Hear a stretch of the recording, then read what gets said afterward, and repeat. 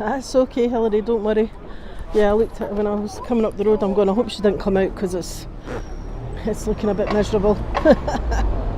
That's alright, don't worry. If somebody could just keep me right on the time, so when it comes to the hour, let me know so I can get started. I just wanted to make sure everything was hunky-dory. Yeah. So they both get given like 500-600 quid a week a month. So I'm just standing at the junction of the High Street and the Canongate. Just come over here a wee bit so I'm out the way.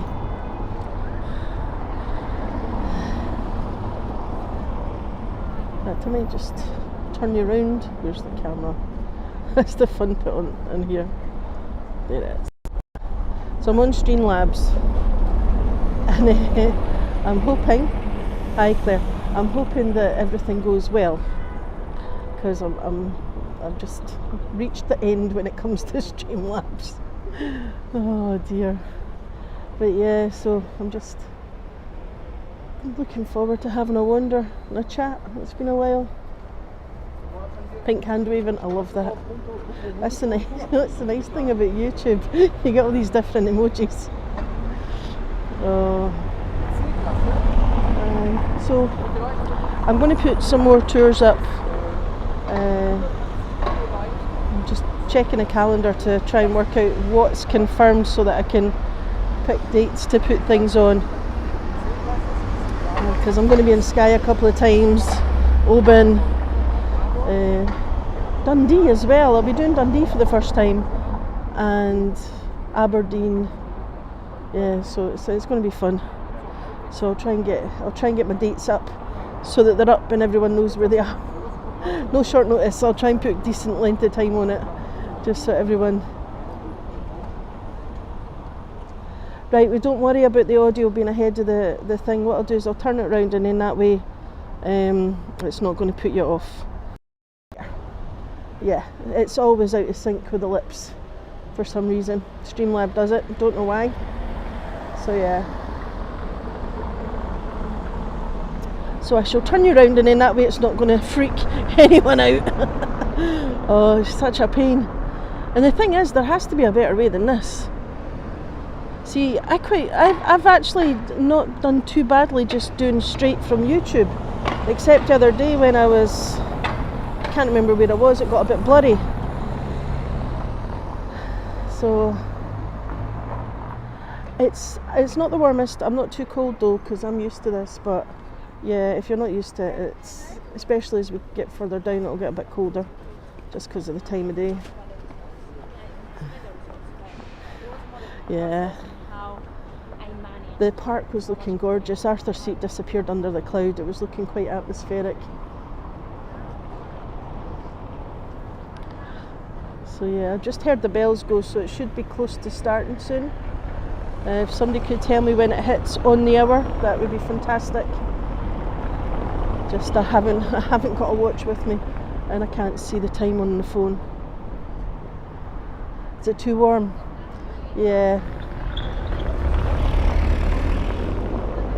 Smoke? Oh no.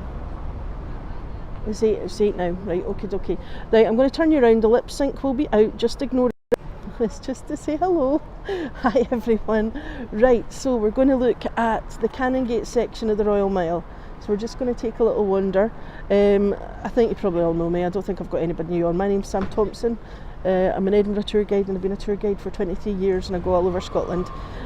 So yeah, right. If you like it, subscribe, give it a thumbs up, comment, and watch at least 3 minutes. Right, there we are, we've done that bit. Okay, I'm going to turn you back round now. It's 1 o'clock. Okay, forest fires, what a night.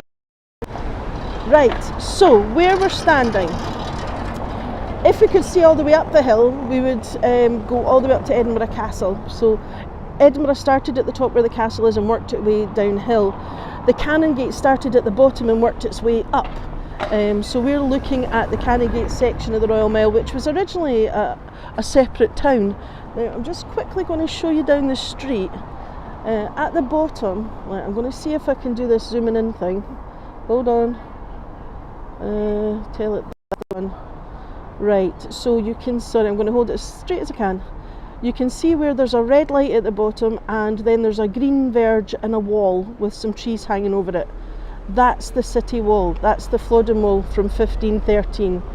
So I'm just going to bring it back out, give it a second to adjust. There we are. So that's the original city wall. So this is the boundary between Edinburgh and the Canongate. And just where the lady is crossing the road, I thought she'd escaped, but no, she's here. Everyone say hello to Hilary. She's made it. So just where she crossed the road, there's these brass studs in the road, and that's marking the outline of the gate. Okay, so that's where the city gate for Edinburgh was. So we're going to take a walk into the Canongate, which was a much more relaxed affair, and I'll show you a map in a little while that shows you the difference between the old town and the new town. And if you look up there, you can see it says Canongate. Canongate Monk's Walk. Right, you've done it now. You're going to have to say hello to everyone. Everyone say hello. Hello everyone. There we are. So how was the rest of your day? Exhausting. The video's clear, that's brilliant. So Hilary is a voyager who's come up to Edinburgh. She's met Natalie and Nick, was it? Or Paul? Was it Natalie and Paul? Gerard. Natalie and Gerard in London and Patrick in Paris. So yeah, we should have a passport for all the different places you've been, yeah. Now I'm just going to show you in this window because it's quite, I love this shop because it's all old maps and things. Now I'm going to try and get it. It's hard because of the reflection, but if you look at that map there we go, if I do that, you can see Edinburgh Castle is on the left at the top. It's very overcrowded. You can see the middle, the line there, that's the city wall, and the bottom end on the right hand side, that's the palace and the Canongate. Lots of gardens and lots of, you know, no overcrowding. It's nice and spread out, green spaces, because it didn't have a wall. So that's basically the section we're going to be looking at tonight. Right, there we are. Yeah, everyone's saying hello. Oh, so yeah, so the Canongate, like I say, everything's much lower here. It's much more spread out because there wasn't the crush of a city wall to build within. So yeah, now we do have some bits that look like they could do with a little TLC, but don't worry about it, it will happen at some point. It's just the 1970s buildings just across the road there, they're peeling and they're horrible. They need a lick of paint. Somebody needs to sort them out. If you're looking for scones, Mimi's Bakehouse, it's a great place for scones. So yeah, if you're looking for scones and you're in Edinburgh, this is the place to be. And Gibbs Close is where I think Constantine Burke lived, of Burke and Hare fame. That was a brother. Hi Michelle. So what we're going to do is we're going to go into Pirrie's Close because I love the anti-graffiti that they've got here. There's 12 closes that they're trying to light up to make more encouraging for people to come into, because sometimes when you look in a close, especially if it's got lots of graffiti, it's not that welcoming. So what they've done here is they've put these light installations in, and you get these lovely kind of reflections on the wall. And you can see they do actually move with the light, so it's really, really pretty. I think it's beautifully done. I'll walk ahead and I'll let you get a picture. So if you look up, you can see all the different details they've got. I love that one's a cat, and he doesn't look impressed. And then on the side here we've got thistles, we've got a fox, there's an owl up here, we've got the ladybirds, and then here we've got the circle of life. So you've got like the tadpole, and it goes round in a circle, and then goes round again, and then comes out to the grown-up frog there. So I think it's beautiful. I think they've really done a good thing with that. Now, how do you take pictures on YouTube? If there's anyone that's in the know about how to do the screenshots, could somebody let Cynthia know? Because I've forgotten there's certain keys on the keyboard you can click and it'll take a screenshot. You can shut down the chat and then get the screenshot that way if you've got it on full screen. So here we're in Chesil's Court, and you see when you come off the main road, it gets nice and quiet, although we can hear the fan going from one of the restaurants. But you have these lovely little green spaces that you don't expect to find. I'm not going to go right over, but I'll just let you see from here. Get that car out the way. Do you see the ivy in the corner on the left? It's love heart shaped. Yeah, beautiful. I've been doing this 23 years and I've never seen anybody trim it. I know somebody must, but I've never seen them do it. And then this is where the excise office was, where Deacon William Brodie met his end, his downfall, shall we say. Deacon William Brodie was the deacon of the Guild of Cabinet Makers, Wrights and Undertakers, and he, his father had been rich, his grandfather had been rich, and they passed their money down to him, and he was just not his father or his grandfather. So he basically went through his family fortune very quickly, and then had to maintain the facade of being rich. So he turned to crime. He used to go into properties, measure up to make furniture, and then as he's chatting away to you, he'd lean against the key and he'd have an impression made in wax that he had in his hand, and then he'd take it to a friend who would make a copy. And then he would let himself in whenever he liked. So he tried to rob the excise office here. He had 2 accomplices, 2 inside, 2 outside. Halfway through the robbery, a clerk came back and they panicked and ran away. Now, the 4 accomplices got very drunk and told everyone what they were up to. So they got arrested. And Deacon Brodie tried to get in to find them, to find out what they were going to do, whether they were going to, give them up or not. And he couldn't get in. So he ran away to Amsterdam, where he wrote home 2 letters with his new name and address. Now, those letters circulated for a little while before they were handed in to the police. But eventually they were handed in, and he was arrested in Amsterdam and brought back to Edinburgh, where he was hanged on the gallows he designed for us. Now, unfortunately, it's not dark enough yet to have this light installation on, but you can see we've got a mirrored ceiling, and these little round brown things, they put a beam of light down the pillars, and it lights the whole thing up, and it looks really pretty. So later on, when it gets a bit darker, you'll be able to see that. Now, just ahead of us, you can see the clan flags. There's about 200 old clan flags that the council have, and every year they put a different, they just pick them at random and put them up. I used to every year look at all the flags, learn who they were, and then that way I knew for the season, but yeah, life's too short. So they're there.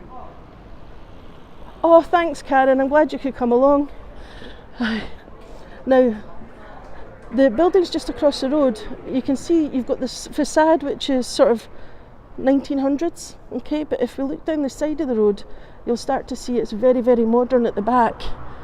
So when they were renovating this whole section, they didn't want to lose the facade. They decided to keep it, not to alter the frontage of the street any further, but they put a hotel in here. There's office buildings down there. This was all very industrial, really kind of it was grey and horrible. It just wasn't pretty. So to finally get something decent done here has been great. So we've got behind this, there's actually a nice open square, lots of places to eat. Hi everyone. Now there's one of the other clan flags just up there. So as we look at this section of the Royal Mile, going from here down to where you can see the clock in the distance, okay, what we're looking at, 1900s. Yeah, I'm actually going to start doing more because I've been trying to make sure that everything would stream properly, and I think we just have to take the gamble and go for it. Plus I miss it. So once you get past the arch, you can see a flag which is black with a red sort of phoenix or something on it. So that's 1700s. Then we've got 1600s. Then we're back to 1700s. Then we've got 1970s, and then we're 1570s. So there's a huge time range in this little section. Now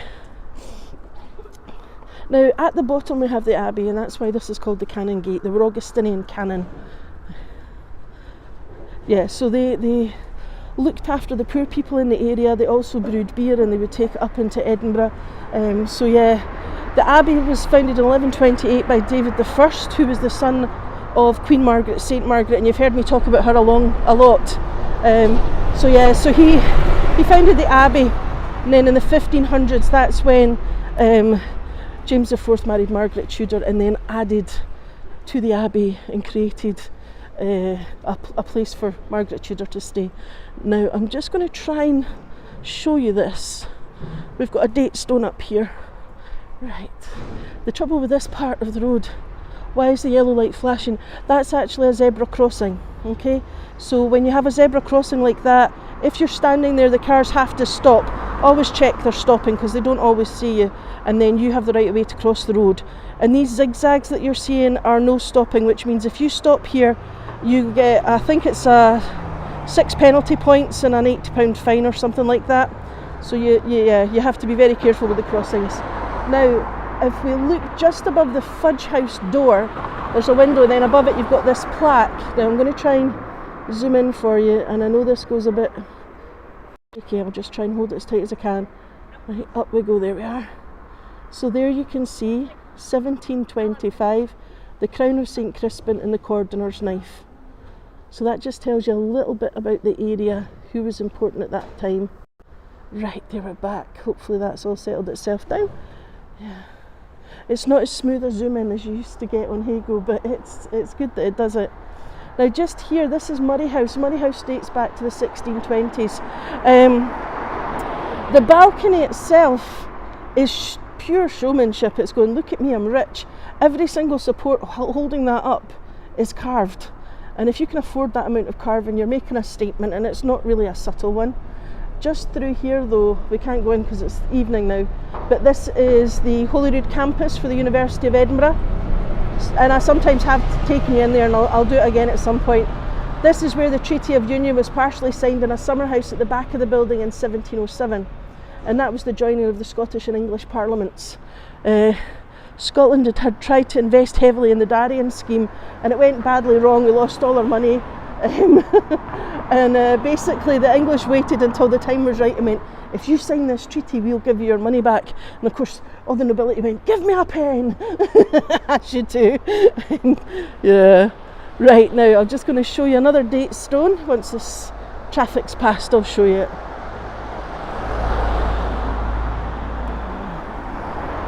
Right, I'll just wait till the cars go by, and then I'll do the little zoom in thing for you, so hopefully you'll get to see that. Oh, that was in the right place, well done. So you can see it's got 1677, you've got the crown of St Crispin, you've got the cordoner's knife again, so leather workers. I'm just going to take us back out again. There we go. But you see how narrow the pavement is on that side. As you walk along there, you miss so much because you're just too close to it to look up. And then these arcades that you can see, the arches, that's a little nod to places like Gladstone's Land and Deacon Brodie's Tavern, because in the 1600s it was very common to have the arcading to make a little bit extra space over the street so you could build on top. Now, just ahead of us, we've got the toll booth of the Canongate. I will show you it from the other side as well so you get a better view. Toll booth, civic centre. So it's where you went to prison, it's where you paid your taxes, there was a courtroom, there was a town hall. All the administration of a town would be taking place here. Hi Anna! So it's lovely that it's still here. It's now the People's Story Museum, which is a free museum all about the social history of Edinburgh. Now the clock was added in 1884, but the building dates back to the 1570s.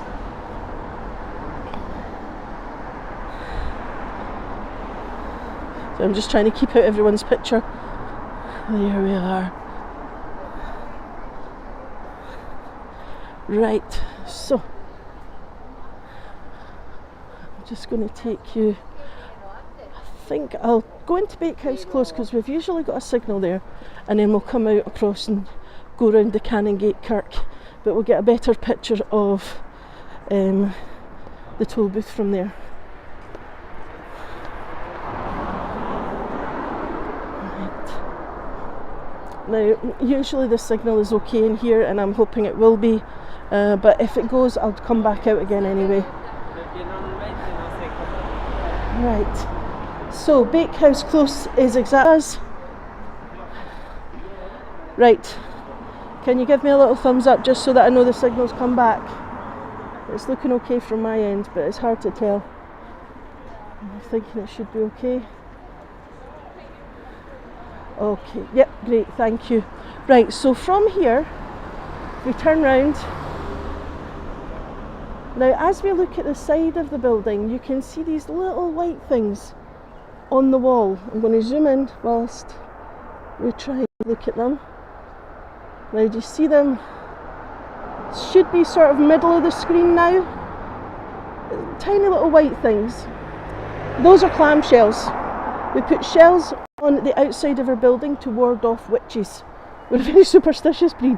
We would also put bowls of salt up our chimneys to stop witches coming down. Yes.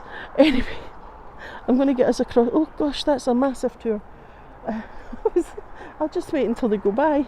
Now, as we look at the Canongate Kirk from here, at the top you can see the stag's head with the cross between the antlers. That's the emblem of the Canongate. Now, that stag's head is because David I, the story goes, went hunting on a Sunday. His priest Alwyn told him not to go, but ignored his priest. He went hunting. He was separated from his hunting party, charged by a stag and knocked from his horse.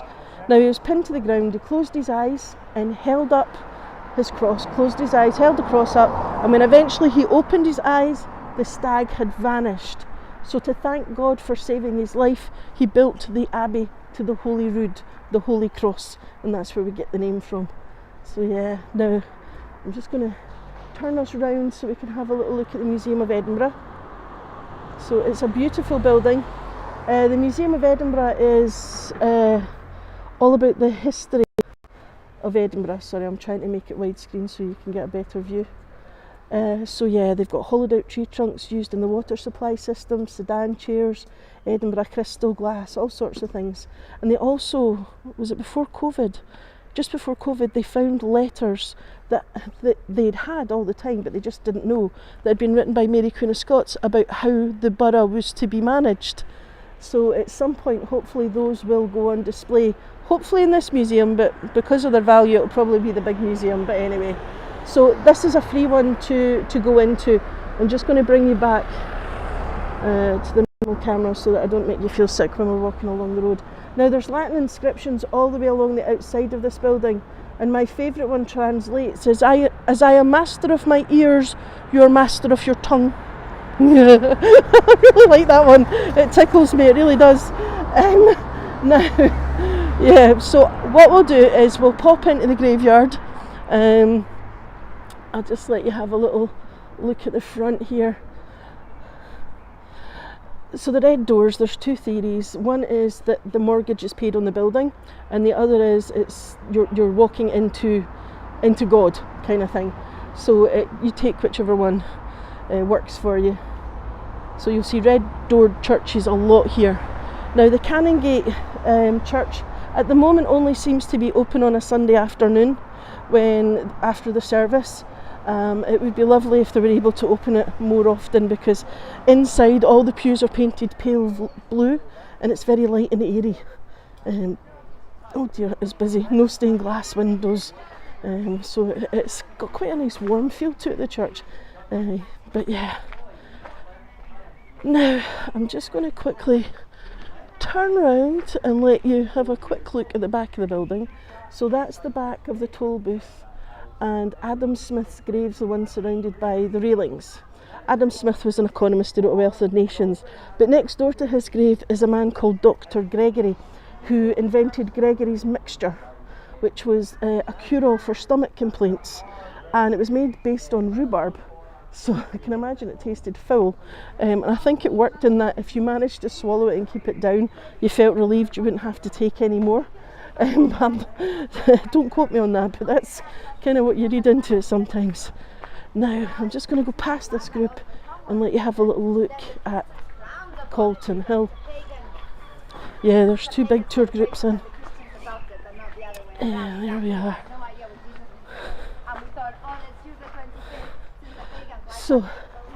So there, you can see what I mean by the Har being in.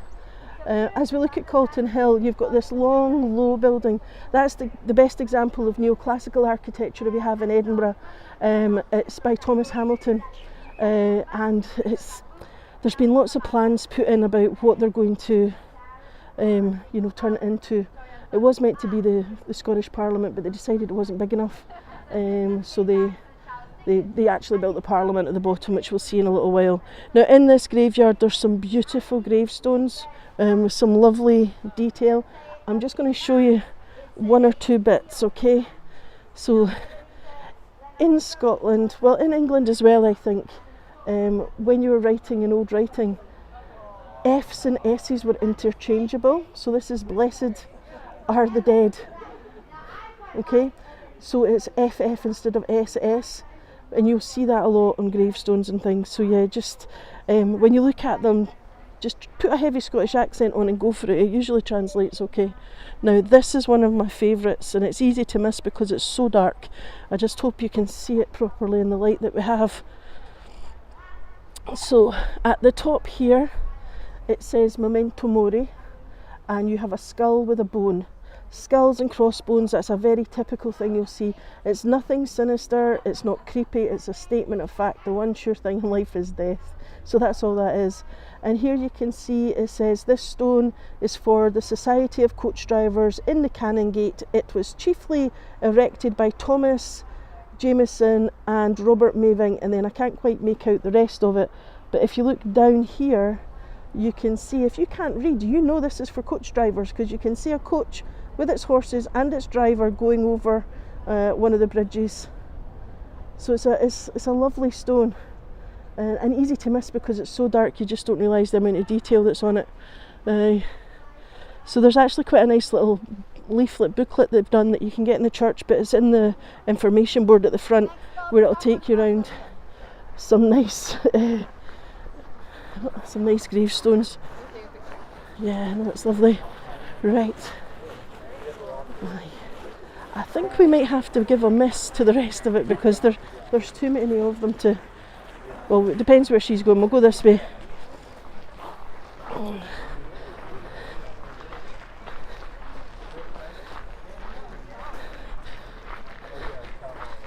Right.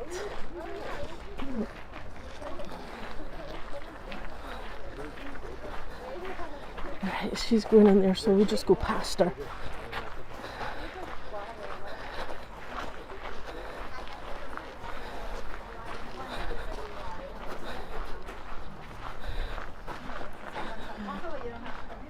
There we are.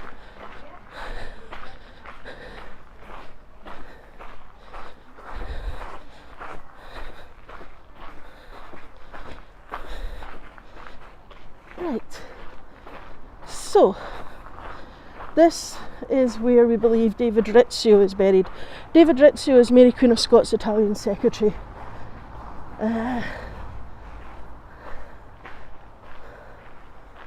What they were in was basically a sort of little mausoleum. It has metal bars across the top, and it would have had a metal gate originally, and it was built to keep the resurrectionists out. So it was built to keep the dead bodies in the ground. So tradition has it that Rizzio was buried here. He was originally buried at the Abbey at Holyrood, but people objected because he was a commoner, and that was for royal burials. So they had him moved, and this is where we believe they put his body. Now I'm going to show you the Market Cross of the Canongate. It's just round here.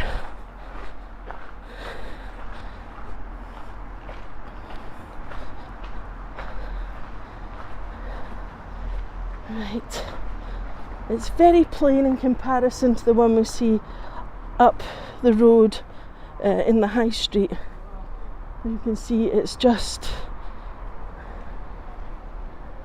a column, and then you have the steps, and that's usually what they look like. The one in Edinburgh is just pure showing off. They didn't need it. If you get a barrel-shaped one, which is like the one in Edinburgh, then that means you don't have a prison. So you had like a holding cell there as well. So this is where proclamations would be given out. It's where the market could be held. Any punishments could be given out. Any news that can be given out to the city can be done from here. And it was originally in front of the church in the road, so it got moved because it was impeding the flow of traffic. I'm steaming up. My glasses are steaming up. Still quite warm actually, considering how dull it's looking. Yeah, we've just missed all the cherry blossom.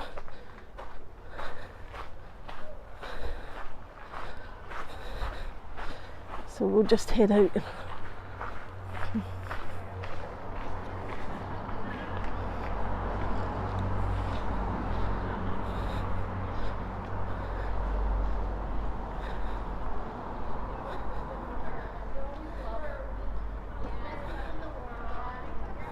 Right. So this statue is Robert Ferguson. Now he was a poet and he inspired Robert Burns to write. Unfortunately, when he was 24, he got a brain injury. He fell, he banged his head, and people didn't understand brain injuries at the time. This was in the 1700s, and he was basically put in the Bedlam, which was our lunatic asylum, and he didn't get any treatment, and that's where he died of his brain injuries. So he was only 24. His gravestone's actually in the burial ground there, but I didn't want to go over to it because there was too many people. But yeah. Oh, she's got quite a good scream, that tour guide. I don't know if you heard that. Tour guide's just terrifying the life out of our people. Now, the Canongate, like I say, everything's much lower and much more spread out, and if you're here looking at shopping in the evening, the top end of the Royal Mile is your best bet, because most of these are shut by then. There's a lovely garden, Dunbar Close. I've taken some of you into it before on my Gardens of the Royal Mile.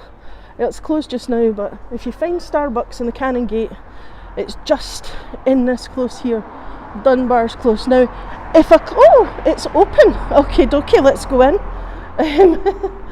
If the gate is open, you can go in. So yeah, oh well, we're quite lucky. So I'm just going to pop her head in and come back out. I'm not going to spend too much time in the garden, but it's nice that the gate's open. So, oh, something's smelling lovely. Aye. So yeah. Right. Yeah, it's been ages since I've actually taken you in here though. I might actually do another gardens one, because all the flowers are in bloom now. Look at these. They're gorgeous. So yeah, so over here you've got this kind of little formal garden, the geometric planting. At the back there's a grass, a green. On the other side of this hedging there's also like a border. So when you come in here, you start hearing nature, and there's lovely benches and things to sit on in here. So it's quite a nice place if you've got, time for a picnic. You can just sit here, have your lunch, and relax. And on the wall at the back there's usually maps about all the different beds, telling what all the different plants are, just there. So it's quite a nice wee garden, and it's one of the pocket gardens that was introduced by Patrick Geddes in the 1970s. The land was bought over because there was a lot of slum clearance. The land was bought by an urban open space, green space charity called the Mushroom Trust, and they bought the land, got on a garden architect in, and put it back to the way that it would have been if it had been a mansion house, so it's really lovely. Patrick Geddes, I think he opened about 9 of the pocket gardens, and he described them as the green lungs of the city, and he believed that anyone should have access to a green space, not just the rich who could afford it. And he also believed that children should be educated for half the day in the classroom and half the day in the garden, which is quite advanced for the end of the 1800s going into the 1900s. I'm actually really warm. This is madness. Now, just ahead of us, we can see we've got a primary school there. It's an old Victorian school. Primary school, it's up to the age of about 11 and a half, 12ish, just depending when your birthday is. And there's primary 1 through to primary 7, and then you go to secondary school. Now, this was called Milton House Public School originally, but it's now the Royal Mile Primary School. And there's a roundel at the top above the big windows, and that's St Margaret, Queen Margaret, and she is represented on all the Victorian schools here. So she might not have a huge number of statues, but her roundels pretty much outnumber any man's number of statues. So yeah, she's subtly outdoing them all. And that's where you get South Queensferry, North Queensferry, Ferry Road. All comes from this queen. Right, now through the gap we have the contemplation or think pods. for the Scottish Parliament, because you're meant to sit in them and think. I know. And the batons of wood are meant to diffuse the sunlight, because we get that much in Scotland. They could also be there for privacy, but you know.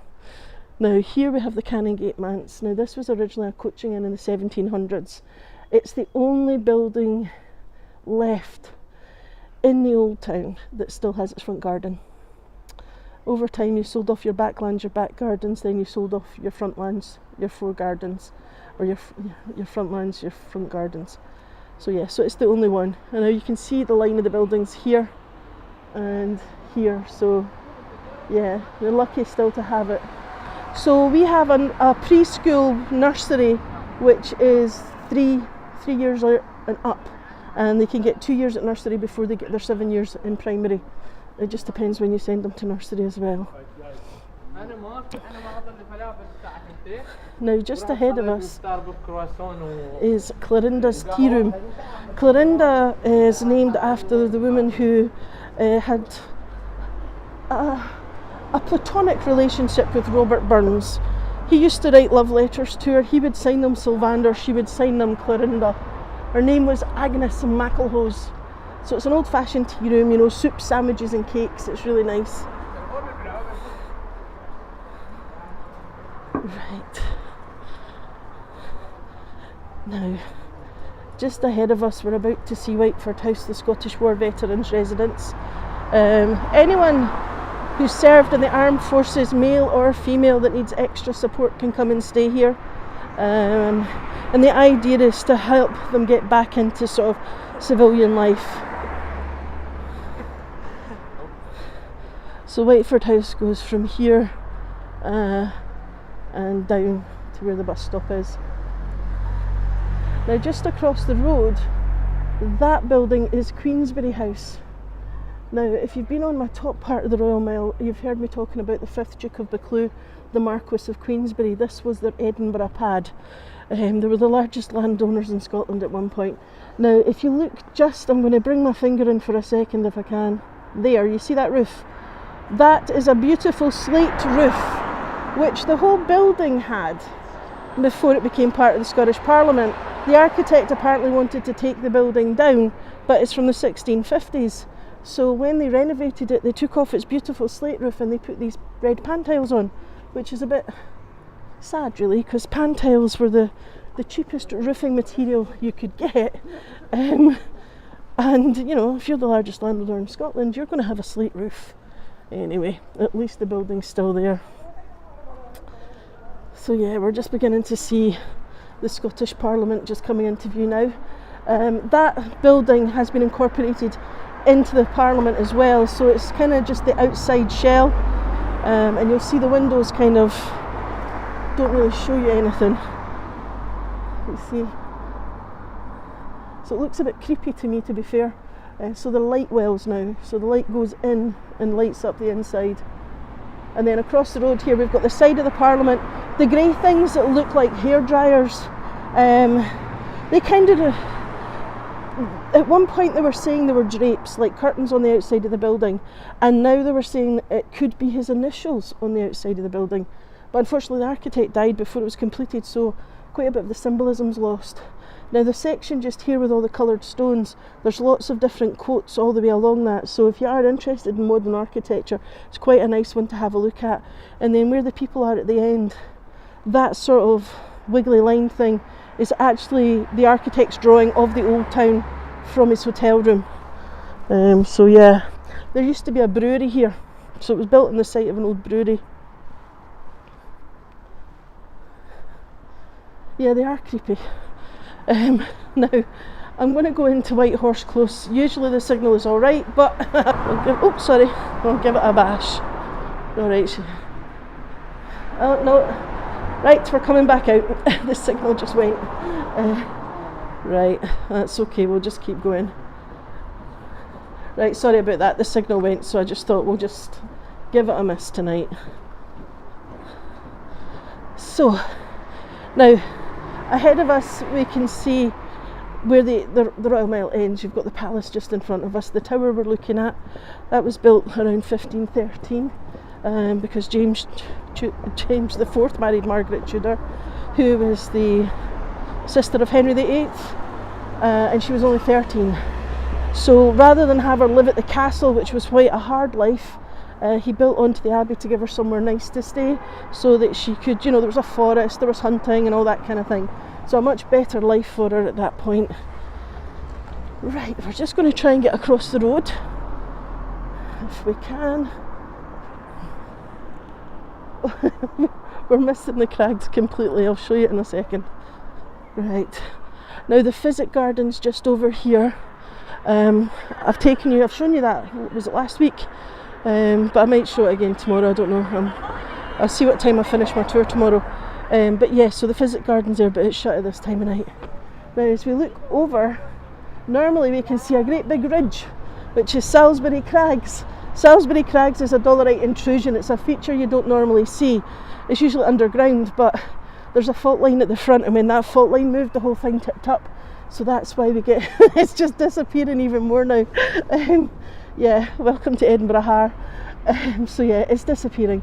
And then behind it, we can't quite see from here, but we couldn't see it anyway because the cloud's so low, is Arthur's Seat, which is a volcano. So two different geological features here. And this is the front of the Scottish Parliament. There's water features at the front, and the front door is kind of opposite to us. It's away down at the other end. So if you wanted to go in, you can do tours of the Parliament. So yeah, it is sensitive, but as long as it's not doing fuzzy, I'm okay with that. Right, so I'm just going to take us down to the gate. This is Abbey Strand.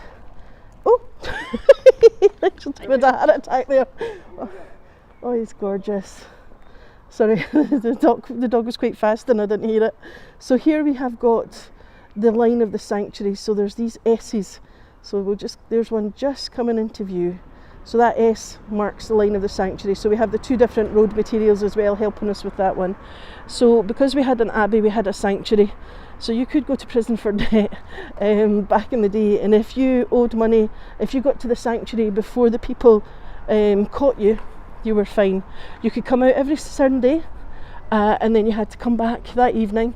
We even had a minister living here who would come out, do his services and then go back in.